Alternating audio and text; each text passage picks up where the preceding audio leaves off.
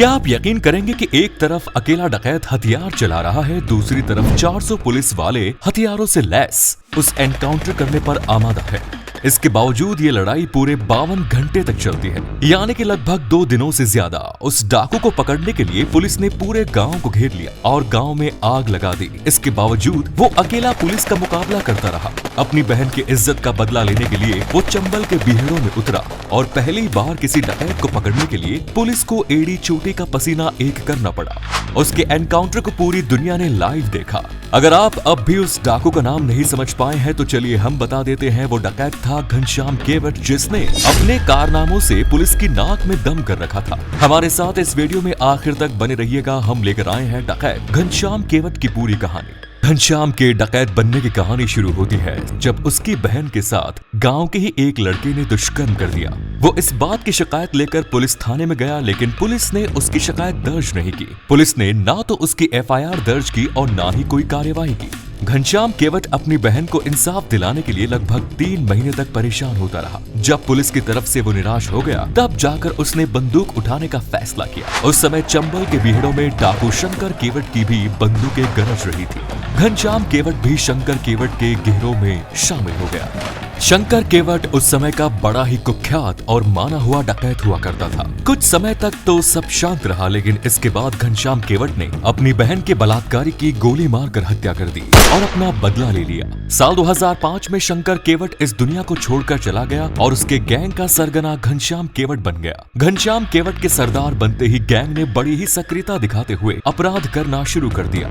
हत्या, लूट, डकैती, फिरौती जैसी घटनाओं की संख्या काफी बढ़ गई। देखते ही देखते घनश्याम केवट की गैंग के कारनामों की वजह से पुलिस और प्रशासन की नाक में दम होने लगा और उत्तर प्रदेश की पुलिस पर इस बात का दबाव बनने लगा कि किसी भी तरीके से घनश्याम केवट को न्यूट्रलाइज किया जाए। घनश्याम केवट की अपराधियों की गिनती इतनी ज्यादा बढ़ चुकी थी कि पुलिस ने उसके सिर पर हजारों रुपए का इनाम घोषित कर रखा था। 16 जून साल 2009 पुलिस को चित्रकूट के राजापुर थाने के अंतर्गत आने वाले जमोली गांव में घनश्याम केवट की लोकेशन का पता चला। चित्रकूट जिले का ये काफी पिछड़ा इलाका था। जमोली एक छोटा सा गांव था जहां खपरेल वाले छोटे छोटे कच्चे मकान मौजूद थे और इन्हीं मकानों के बीच में एक लाइट कलर का 2 मंजिला पक्का मकान मौजूद था। सुबह के 11 बज रहे थे। गांव में अचानक पुलिस की गाड़ियों के सायरन सुनाई देने लगे। पुलिस की गाड़ियां सायरन बजाती हुई गांव में दाखिल होने लगी। अचानक गांव में जब ढेर सारी पुलिस की गाड़ियां बेधड़क गलियों में घुसने लगी तो गांव वाले भी हैरान थे।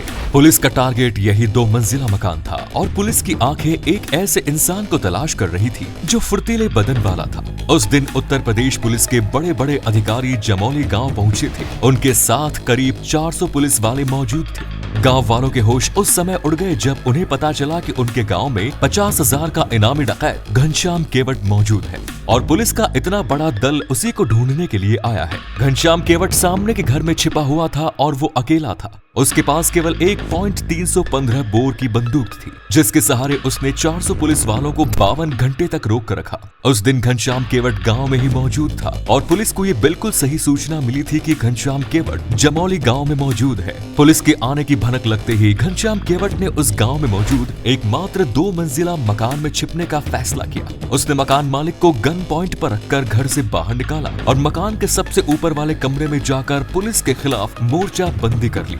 वो मकान ऐसी पोजीशन में था जहां मकान के ऊपरी कमरे पर बैठकर वो गांव में चारों तरफ नजर रख सकता था। पुलिस ने गांव में कदम रखते ही पूरे के पूरे मकान को घेर लिया और घनश्याम केवट को सरेंडर करने के लिए चेतावनी दी।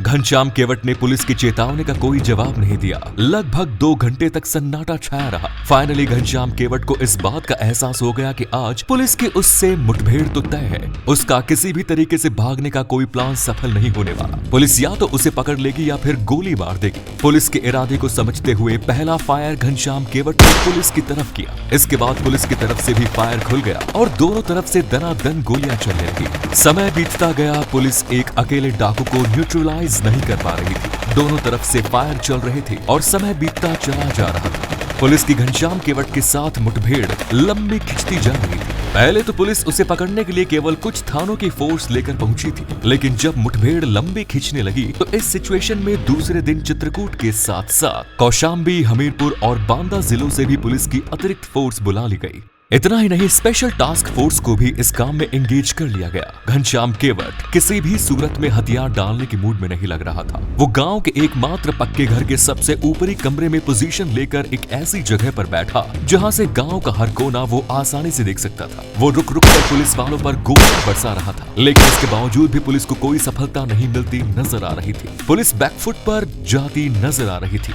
फाइनली पुलिस ने गाँव में आग लगाने का फैसला किया। पुलिस अपनी रणनीति पर चल रही थी। उसकी सोच के मुताबिक घनश्याम केवट जिस घर में मौजूद था, उस घर के अगल बगल के छप्पर वाले घरों में अगर वो आग लगा देगी तो इस आग लगने से घनश्याम केवट गर्मी से परेशान होगा और कमरे से बाहर आ जाएगा। पुलिस ने ऐसा ही किया। गांव के घरों में आग लगा दी गई। आग देखते ही देखते बड़ी ही तेजी से भड़क उठी और 6 घंटे तक लगातार जलती रही। इसके बाद वो आग भी बुझ गई, लेकिन घनश्याम केवट बाहर नहीं निकला। इस बीच पुलिस के 4 सिपाही वीर गति को प्राप्त हो चुके थे। इनमें PSC commandant Beni Madhav Singh, SOG सिपाही शमीम इकबाल और वीर सिंह के साथ पुलिस का एक और जवान भी शहीद हो गया था। इतना ही नहीं, बड़े बड़े पुलिस अधिकारियों में उस समय के पीएससी के तत्कालीन पुलिस महानिरीक्षक वीके गुप्ता और उप महानिरीक्षक सुशील कुमार सिंह समेत 6 पुलिसकर्मी घायल हो गए थे। हैरानी तो इस बात की थी कि एक आदमी जिसके पास केवल .312 बोर की फैक्ट्री में बनी राइफल थी, उसके पास कारतूस भी सीमित मात्रा में थे और कमरे में केवल पीने का पानी मौजूद था। केवल इतने से असलहे और सुविधा के सहारे घनश्याम केवट पूरी की पूरी पुलिस फोर्स पर भारी पड़ रहा था। इस मुठभेड़ का पूरे देश में लाइव टेलीकास्ट चल रहा था। ये घटना पूरे देश में देखी जा रही थी।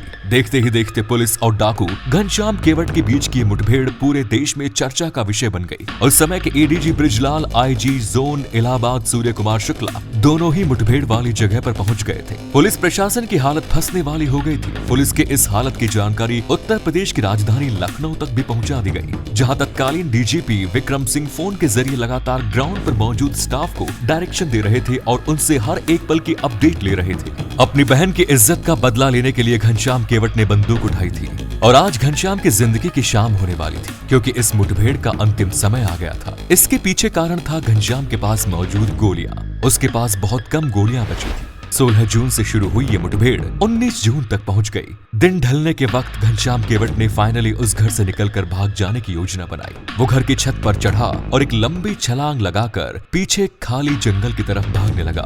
शायद उसे मालूम नहीं था कि पुलिस ने तो चारों तरफ मोर्चा बंदी लगा रखी थी। उसकी हर हरकत पर पुलिस की नजर थी। पुलिस ने जैसे ही उसे भागते हुए देखा, चारों तरफ से गोलियां चलनी शुरू हुई। कुछ देर तक पुलिस की तरफ से गोलियां चलती रही, पर जब दूसरी तरफ से गोलियां नहीं आई तो पुलिस की बंदूकें भी शांत हो गई। कुछ देर बाद जब पुलिस ने वहां जाकर देखा तो घनश्याम केवट का गोलियों से छलनी हुआ शरीर पड़ा हुआ था। डकैत घनश्याम केवट भले ही अब इस दुनिया में नहीं है, लेकिन उत्तर प्रदेश पुलिस का उसने जिस तरीके से मुकाबला किया, उसकी ये कहानी हमेशा हमेशा के लिए लोगों की जुबान पर चढ़ गई। आप इस डकैत के बारे में क्या सोचते हैं? कमेंट्स में जरूर बताएं। जय हिंद, जय भारत, वंदे मातरम।